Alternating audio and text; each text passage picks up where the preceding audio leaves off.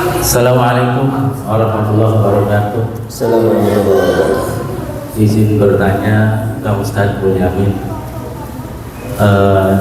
yang saya tanyakan berkaitan pada ceramah minggu yang lalu tentang kisah Nabi Nuh yang membuat bahtera, mengajak kaumnya susah, bahkan istri dan anaknya pun tidak mau ikut dalam bahtera itu, Pak Ustadz.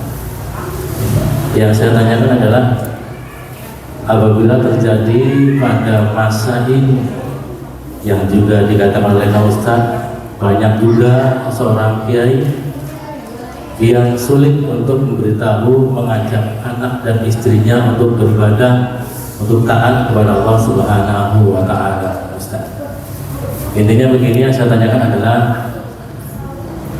bagaimana seandainya seorang kepala rumah tangga yang sudah dengan konsisten, susah payah mengajak keluarganya, terutama anak dan istrinya, untuk beribadah kepada Allah Subhanahu wa Ta'ala, khususnya untuk menjalankan sholat yang 5 waktu itu, namun istri dan anak-anaknya itu ogah-ogahan, bahkan tidak mau melaksanakan kewajibannya sebagai seorang muslim atau muslimah, Pak Ustaz.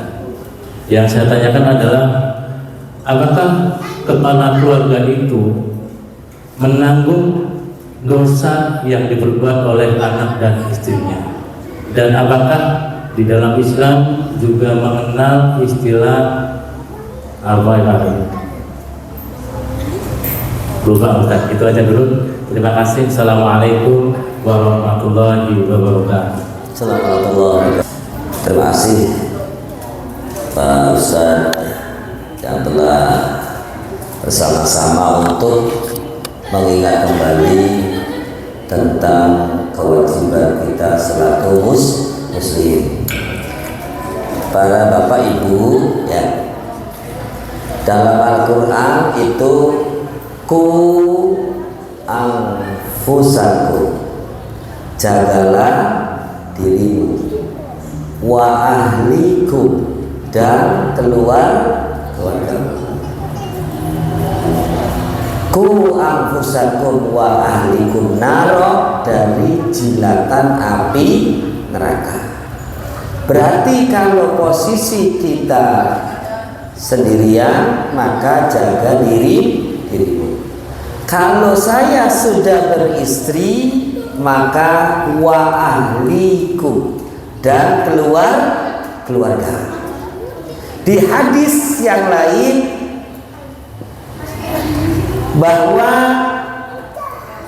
bahasa Indonesianya, setiap pemimpin akan dipertanyakan atas kepemimpinannya. Kullu ra'in mas'ulun an ra'iyatihi. Para jamaah yang dimuliakan oleh Allah, sekarang ada di dalam salah satu kisah kitab Durratun Nasihin, ada seorang ayah dan ibu, orang tua lagi menikmati indahnya surga. Tiba-tiba dua orang ini, ayah dan ibu ini, dipanggil, ya fulan wal fulana, wahai fulan dan fulana, irfa minal jannati, naik dari surga, khuruju minal jannati, keluar dari surga. Lalu malaikat Ridwan bertanya kepada ayah ibu tersebut, wahai ayah ibu, apakah kamu kenal kepada orang ini? Lalu ayah ibu menjawab, hadza waladi, itu adalah anak-anakku. Kata anaknya, benar, itu ayah dan ibuku. Saya pengen protes, ya Allah. kalau ayah ibuku masuk ke dalam surga, maka saya pun harus masuk ke dalam surga. Tapi kalau saya tidak bisa masuk ke dalam surga, ayah ibu pun tidak boleh masuk ke dalam surga, masuk ke dalam neraka bersama-samaku. Lalu ditanya oleh Allah, ya abawai, wahai orang tua, qad amartu lil waladi, apakah kamu sudah memerintahkan kepada anakmu untuk beribadah? Kata anaknya, saya belum pernah disuruh. Ayah ibuku ngaji sholat sendirian, saya mainan di jet HP sendirian, gak pernah dikasih tahu, gak pernah diajar, gak pernah dimarahi, diam saja. Maka orang tua yang seperti itu akan bertanggung jawab kepada anak-anaknya. Paham? Ya. Tapi ada satu kisah, seorang anak protes, ya Allah, kenapa aku masuk neraka sedang ayah ibuku masuk ke dalam surga? Lalu disidang kembali, kata orang tua, ya Allah, aku sudah memerintahkan kepada anakku untuk melaksanakan ibadah, untuk sholat, untuk ngaji, untuk berbuat baik, tapi dia tidak mau. Berarti urusannya sudah selesai. Di akhirat, nafsi, anak hanya wasilah titipan. Apakah bisa jadi tambahan pemasukan? Apakah bisa menjadi pengurang pemasukan ibadah kita? Jadi anak itu bagaikan aset cilaka atau aset bahagia. Jadi ketika sudah disuruh, sudah urusannya selesai. Di sana nggak kenal sama sekali. Jadi semua itu Bu, tergantung kita hidup di dunia. Maka saya berpesan Ibu, senanglah kepada orang yang ahli ibadah. Insya Allah kalau senang kepada orang yang ahli ibadah, orangnya masuk surga, kitanya akan masuk ke dalam surga lagi. Paham kira-kira?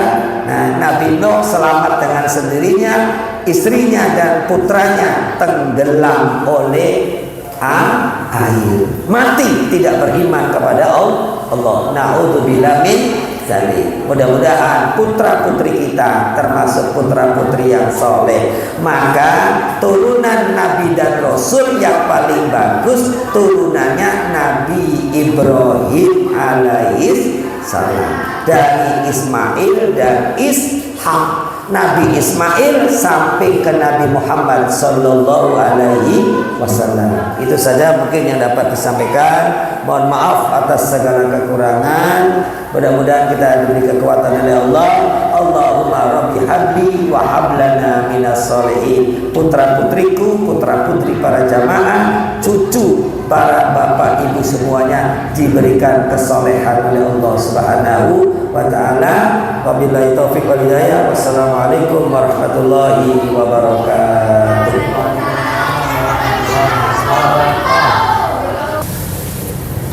Alhamdulillahirrahmanirrahim, telah kita ikuti bersama kegiatan rutin setiap Senin sore pada maghrib, kajian rutin kitab Safinatul Najah bersama Kang Ustadz Mulyamin. Mudah-mudahan kita semua diberikan umur yang panjang demi selalu bertambahnya ketaatan kita dalam beribadah kepada Allah Subhanahu wa taala, diberikan nikmat sehat lahir batin sehingga kita bisa terus hadir dalam kegiatan yang diadakan oleh Masjid Al-Fitr ini. Dan tentunya kita harus selalu berdoa mudah-mudahan Allah Subhanahu wa taala memberikan kekuatan kepada kita semua untuk selalu istiqomah menjalankan semua yang telah menjadi perintah Allah Subhanahu wa taala, dan istiqomah juga untuk menjauhi, tidak melakukan, tidak melaksanakan apa-apa yang telah menjadi larangan Allah Subhanahu wa taala. Amin Allahumma alamin. Assalamualaikum warahmatullahi wabarakatuh.